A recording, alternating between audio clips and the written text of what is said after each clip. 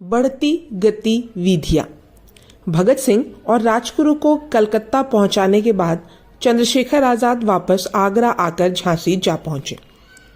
लाला लाजपत राय की हत्या का सफलतापूर्वक प्रतिशोध लेकर भी पुलिस के हाथ न पड़ने के कारण क्रांतिकारियों के क्षेत्र में हिंदुस्तान समाजवादी प्रजातंत्र सेना की प्रतिष्ठा स्थापित हो गई थी। इसके अलावा बंगाल के नवयुवक क्रांतिकारियों का एक दल दिसंबर 1928 ईस्वी में जेल से रिहा होकर बिहार आ गया था। परस्पर संपर्क हो जाने के कारण ये लोग हिंस प्रेस हिंदुस्तान समाजवादी प्रजातंत्र सेना के साथ काम करने को तैयार हो गए।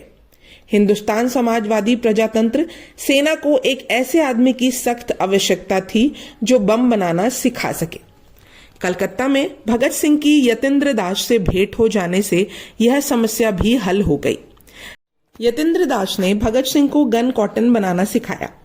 भगत सिंह ने ही क्या, यतीन्द्र दास, फणींद्र नाथ घोष, कमलनाथ तिवारी और विजय कुमार सिन्हा ने भी गन कॉटन बनाना सीखा। उस समय आगरा में एक केंद्र खुला हुआ था, जिस कारण भगत सिंह चाहते थे कि वहां जाकर बम तैयार करने का कारखाना खोला जाए, मगर यतीन्द्र नाथ ने उनसे सहमत नहीं जताई। दरअसल केंद्र समिति की दिल्ली बैठक में हिंदुस्तान समाजवादी प्रजातंत्र सेना का केंद्र स्थान दिल्ली निश्चित किया गया था, किंतु बम बनाने की विधि सिखाने वाला मिल जाने पर भगत सिंह की इच्छा थी कि ये प्रयोग आगरा में ही किया जाए, यानी बम का कारखाना वहां खोला जाए और सब प्रांतों का एक एक प्रतिनिधि यह विधि सीख सके, ताकि भविष्य में बम बनाने वाले व्यक्ति दुर्लभ ना रहे। यद्यपि यतीन्द्र नाथ दास स्वयं क्रांतिकारी दल को अपना पूर्ण सहयोग देना चाहते थे, किंतु आगरा में बम परीक्षण करना उन्हें उचित नहीं लगा। उन्होंने भगत सिंह को बताया, कदाचित आगरा में पर्याप्त मात्रा में बर्फ ना मिल सके। बर्फ? उसकी क्या आवश्यकता है? भगत सिंह ने पूछा। बर्फ की ही आवश्यकता है भगत, यतीन्द्र दास ने उन्हें समझाया। हम बम में पलीता गन कॉटन को लगाते हैं। गन कॉटन बहुत ही जल्दी आग पकड़ लेती है। बुझी हुई दिया सलाई में अगर जरा सी भी चमक शेष रह जाए तो उससे स्पर्श करने पर भी गन कॉटन झट से जल उठेगी। अच्छी बनी गन कॉटन का फाया हथेली पर रखकर यदि जलाया जाए तो वह इतनी तेजी से जलकर खत्म हो जाएगी कि हथेली पर निशान भी नहीं होगा। गन कॉटन बनाने के लिए रासायनिक उपकरणों को बर्फ के बीच में रखकर कार्य करना पड़ता है। यतीन्द्र नाथ दास के इस सुझाव पर यह तय हुआ कि कलकत्ता में बर्फ सभी महीनों में यथेष्ट मात्रा में मिल सकती है। ऐसे में गन कॉटन कलकत्ता में ही तैयार की जाने की योजना तय पाई गई। तत्पश्चात सभी क्रांतिकारी कलकत्ता से आगरा आए, जहां चंद्रशेखर आजाद और भगवती चरण भी आ मिले। आगरा में बम बनाने का कारखाना खोला गया, जिसमें बम के खोल बनाए जाने लगे और यतीन्द्र नाथ दास की सहायता से पिक्रिक एसिड भी तैयार किया गया। लाहौर से सुखदेव और कुंदन लाल आए और यह सभी क्रियाएं सीख कर लौट गए। गन कॉटन कलकत्ता से तैयार कर लाया गया। बम बनाने अथवा मसाला तैयार करने के अलावा क्रांतिकारियों के इतिहास भी पढ़े गए और आपस में विचार विमर्श, तर्क वितर्क आदि भी चलते रहे।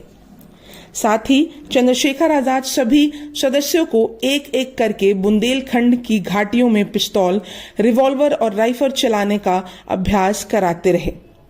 उन दिनों पंजाब, दिल्ली, राजस्थान, उत्तर प्रदेश, वर्तमान मध्य प्रदेश, बिहार आदि में दल के केंद्र खोले गए थे और संगठनकर्ता नियुक्त कर दिए गए थे। बंगाल, बंबई और मद्रास आदि प्रांतों में भी दल का काम आरंभ हो गया था। चंद्रशेखर आजाद का प्रयत्न था कि समस्त भारतवर्ष में जगह जगह केंद्र खोलकर एक ही दिन सभी स्थानों पर एक ही प्रकार की क्रांतिकारी कार्यवाही की जाए, जिससे अंग्रेज सरकार को क्रांतिकारियों की शक्ति और उनके आंदोलन की व्यापकता का एहसास हो। उन दिनों आगरा सेंट्रल जेल में काकोरी अभियोग में आजीवन कारावास से दंडित श्री योगेश चटर्जी सजा काट रहे थे। चंद्रशेखर आजाद के हृदय में उनके प्रति अपार श्रद्धा थी। आजाद ने उनसे संपर्क बनाया और फिर उन्हें जेल से छुड़ाने की योजना बनाने में तल्लीन हो गए। आजाद ने योगेश चटर्जी को जेल से फरार कराने की पूरी योजना बना ली थी, किंतु जब शिव वर्मा और विजय कुमार सिन्हा योगेश चटर्जी से मिलने गए तो पुलिस को उन पर संदेह हो गया और योगेश चटर्जी का तबादला आगरा जेल से निश्चित समय से पहले ही कर दिया गया। भला चंद्रशेखर आजाद को अंदर इतना गुप्त निर्णय कैसे पता चलता? इस प्रकार योगेश चटर्जी को जेल से छुड़ाने की चंद्रशेखर आजाद की योजना असफल हो गई। योगेश चटर्जी को छुड़ाने की जो योजना चंद्रशेखर आजाद ने बनाई थी, उसका ब्यौरा बटुकेश्वर दत्त ने इस प्रकार दिया था। क्रांतिकारी दल का ज्ञात हुआ है कि जेल के अधिकारी योगेश दा को आगरा जेल से शीघ्र ही लखनऊ जेल में ट्रांसफर करने वाले हैं। चंद्रशेखर आजाद ने तुरंत उन्हें छुड़ाने की योजना तैयार कर ली। उनके द्वारा तैयार की गई योजना के अनुसार उनको जब सशस्त्र पुलिस आगरा स्टेशन पर गाड़ी में बैठाने लाती, तब उस समय क्रांतिकारी पुलिस पर आक्रमण कर योगेश दा को उनके चंगुल से छुड़ाकर ले जाते। बटुकेश्वर दत्त का काम था स्टेशन पर खड़े रहकर योगेश चटर्जी का आना देखना और उनके आते ही दल को सूचित करना था। बटुकेश्वर दत्त स्टेशन पर पठान का वेश धारण किए योगेश चटर्जी की प्रतीक्षा कर रहे थे। वह दल के अन्य सदस्य नहीं थे। एक दिन योगेश चटर्जी को गाड़ी छूटने से कुछ मिनट पहले ही लाया गया और गाड़ी बटुकेश्वर दत्त के देखते ही देखते छूट गई। अकेले दत्त क्या ही करते। वह शीघ्रता से अपने दल के नेताओं के पास पहुंचे और उन्हें सारी बात बताई। चंद्रशेखर आजाद दल के सदस्यों के साथ सीधे कानपुर चले गए। वहां योगेश चटर्जी स्टेशन के पुलिस के लॉकअप में थे। उन्होंने सोचा पुलिस के लॉकअप में योगेश चटर्जी को बचाने के लिए कई क्रांतिकारियों के प्राणों की आहुति देनी पड़ेगी। अतः यही निश्चय किया गया कि जब उनको रेलगाड़ी से ले जाया जाए तो गंगा पार गाड़ी को रोककर उनको कैद से मुक्त करा दिया जाएगा। बटुकेश्वर दत्त को साइकिल लेकर गंगा के पुल पर खड़ा रहने का आदेश मिला। वह वहां नियत समय पर पहुंच गया। गाड़ी आई और चली गई, परंतु वहां ना तो चंद्रशेखर आजाद पहुंचे और ना ही दल के अन्य सदस्य। अकेला बटुकेश्वर दत्त हताश निराश सा वापस लौट गया। जब दत्त कानपुर स्टेशन पर पहुंचा तो देखा चंद्रशेखर आजाद और भगत सिंह में वाद विवाद चल रहा है। वाद विवाद का सही कारण किसी को मालूम नहीं था।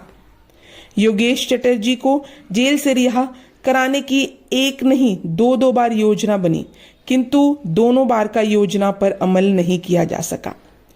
चंद्रशेखर आजाद के साथी वैशंपायन ने उन असफलताओं पर प्रकाश डालते हुए लिखा था। योगेश चटर्जी को कानपुर स्टेशन के पुलिस लॉकअप से लखनऊ ले जाते समय क्रांतिकारियों द्वारा कोई कार्यवाही न किए जाने के दो कारण थे। एक था चंद्रशेखर आजाद की जेब कट जाना, जिसमें उनके 50 रुपए निकल गए थे। दूसरा कारण था कानपुर में योगेश दा को छुड़ाकर सुरक्षित स्थान पर रखने का अभाव था। इन दो कारणों के अलावा एक तीसरा कारण भी था, और वह यह था कि पुलिस की अधिकता, विशेष प्रबंध और दल की बहुत थोड़े सदस्य। इससे पूर्व योगेश चटर्जी को फतेहगढ़ की जेल से छुड़ाने का कार्य भी असफल रह गया। योगेश चटर्जी क्रांतिकारी दल द्वारा कभी छुड़ाए नहीं जा सके। सन 1947 ईस्वी में कांग्रेस का शासन आने के बाद ही योगेश चटर्जी जेल से बाहर आ सके थे। उधर आगरा के केंद्र का काम समाप्त होने के पश्चात उस केंद्र को बंद कर दिया गया और उसके स्थान पर दिल्ली में केंद्र बनाया गया। शिव वर्मा ने सहारनपुर में और सुखदेव ने लाहौर में बम बनाने के कारखाने चालू कर दिए। बम बनाने के लिए मसाला आगरे से तैयार होकर आता था। यही मसाला कानपुर के बम कारखानों में भी भेजा जा रहा था। पूरे तय किए हुए बमों का परीक्षण झांसी के जंगलों में, दिल्ली के खंडहरों और कानपुर में कुछ दूर जंगलों में किया जाता। सभी बम परीक्षा में खरे उतरे। यही के तैयार किए हुए बम लॉर्ड साइमन को मारने के लिए भी भेजे गए थे, परंतु ट्रेन में अकस्मात बम फट जाने के कारण ट्रेन का डिब्बा ध्वस्त हो गया था और क्रांतिकारी मारे गए थे और एक बुरी तरह घायल हो गया था। दल का कार्य चंद्रशेखर के अथक परिश्रम से दिनों दिन बढ़ता जा रहा था। पंजाब में सुखदेव ने बहुत से सदस्य बना लिए थे। दिल्ली में काशीराम और कैलाशपति दल के भार को संभाले हुए थे। उत्तर प्रदेश में वीरभद्र तिवारी के नेतृत्व में दल का दायरा बढ़ता जा रहा था। उस समय सीपी, आधुनिक मध्य प्रदेश में भानु प्रताप, डीवी तेलंग, पोदार, बिहार में फणींद्र नाथ घोष और बम्बई में राजगुरु आदि दल की शक्ति बढ़ाने में संलग्न थे। राजस्थान में अर्जुनलाल सेठी, शक्ति नारायण शुक्ला, रुद्रदत्त और मदन गोपाल दल के काम में प्रयत्नशील थे। स्वयं चंद्रशेखर आजाद इन सभी केंद्रों का दौरा करते रहते थे और संगठन को सुचारू रूप से संभाल रहे थे। इस काम में भगवती चरण उनके दाएं हाथ थे और वैशंपायन चंद्रशेखर आजाद के संदेश भिन्न भिन्न केंद्रों के नेताओं को पहुंचाता रहता था। और एक ओर जहां दल का काम बढ़ता जा रहा था, सदस्यों की संख्या में भी वृद्धि हो रही थी और केंद्र में विस्तृत होते जा रहे थे, वहीं दूसरी ओर धन का अभाव और अधिक अनुभव होने लगा था। सैंडर्स वध से कुछ स्थिति बदली थी, परंतु इतनी अधिक नहीं कि जिससे दल के प्रत्येक दिन के बढ़ते हुए काम का खर्च चल सके। उस समय पंडित जी को भगवती चरण, भगत सिंह, यशपाल आदि ने समझाया कि दल को फिर से एक खुली कार्यवाही करनी चाहिए, जिसमें आम जनता का ध्यान उनकी ओर अधिक आकर्षित हो। यह आवश्यक हो गया था क्योंकि दल के कई सदस्य शिव वर्मा, जयदेव कपूर आदि बिना किसी क्रांतिकारी गतिविधि को अंजाम दिए ही सहारनपुर में पकड़े जा चुके थे। जब चंद्रशेखर आजाद सरदार भगत सिंह के साथ इलाहाबाद पहुंचे तो इलाहाबाद में पंडित मोतीलाल नेहरू ने उन्हें अपने पास बुलाया। उन्होंने उन्हें बताया कि उन्होंने देशव्यापी कार्यक्रम अंग्रेजों को भारत से खदेड़ने के लिए बनाया है। अंग्रेज अफसर जहां जहां भी भारतीय जनता पर जुल्म करेंगे, वहीं उन्हें अपनी करनी का फल भोगना पड़ेगा। वे अंग्रेजों को जड़ से उखाड़ कर ही दम लेंगे। उन्हीं दिनों बम्बई में मजदूर लोग हड़ताल करना चाहते थे। दरअसल उन्हें जो वेतन मिलता था वह उनके निर्वाह के लिए नाकाफी था, इसलिए उन्होंने अपने वेतन बढ़ाने की मांग की थी। सरकार मिल मालिकों का साथ दे रही थी।